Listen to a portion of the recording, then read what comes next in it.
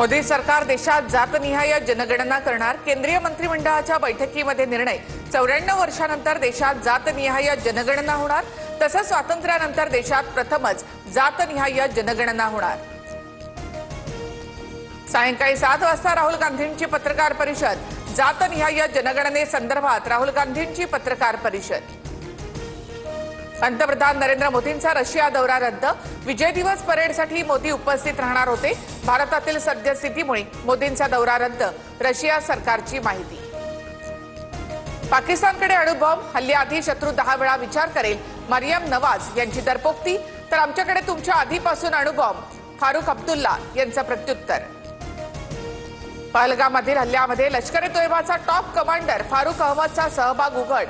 फारुख अहमद सध्या पीओके मध्ये लपल्याची एनआयएतील सूत्रांची माहिती। पहलगाममध्ये एंट्री आणि एक्झिट पॉइंटवर 7 जणांची हत्या। पहलगाम हल्ल्याप्रकरणी एनआयए तपासात माहिती। हल्ल्याप्रकरणी आतापर्यंत 100 पेक्षा जास्त नागरिकांची चौकशी। पाकिस्तानच्या माहिती आणि प्रसारण मंत्र्यांची मध्यरात्री पत्रकार परिषद। पुढच्या 24 ते 36 तासामध्ये भारत हल्ला करू शकतो। अताउल्लाह तरार याचा मोठा दावा।